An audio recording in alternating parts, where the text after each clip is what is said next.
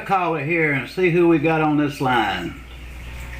Hello, caller, you're on the air. Who we got on that end?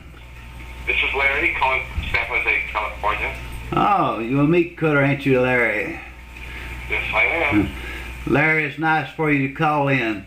Listeners, I knew when I heard who it was. Larry is a member of the MEATCUTTERSCLUB.com. Hey, Larry, how long you been cutting meat? I started cutting meat in 1978. Well, how did you get into the business?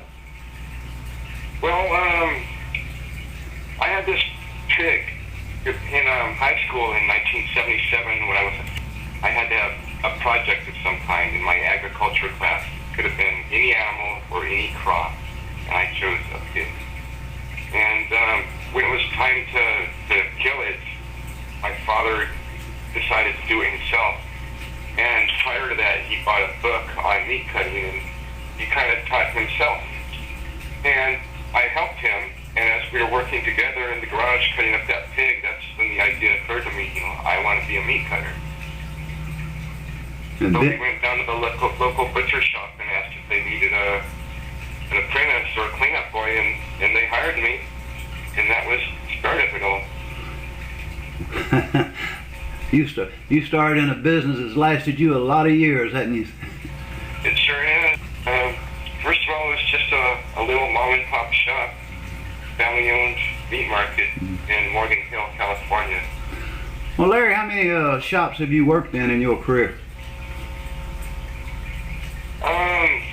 Well, probably about 4 different companies, but individual stores, dozens of.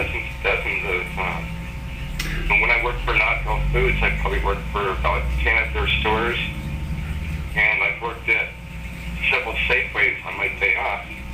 The total, I haven't really counted. I'd say close to 50 different stores, but just 3 or 4 companies total. Sounds like you put a business, son. Oh, I sure do. It's served me well, and it's an interesting trade.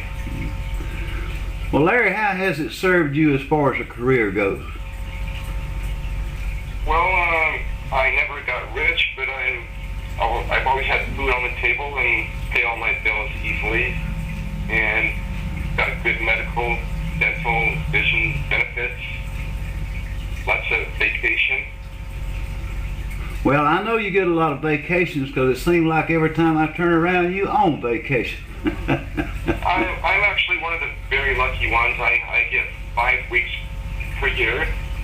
It takes 20 years to accumulate 5 weeks. It has to be all at the same company now. If you quit and go to another company, you have to start over.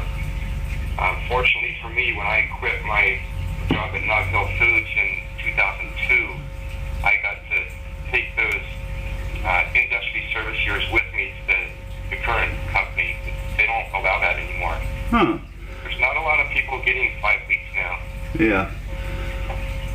Well, Larry, you've been cutting meat for a lot of years, and you've had to deal with a lot of meat cutters. What do you think about meat cutting as a career for young men and women? Well, for me, it's been wonderful. But for the newer people, I'm a little worried about it. I'm not sure if it's a good idea or not. I could be wrong. I would say it's not a good career.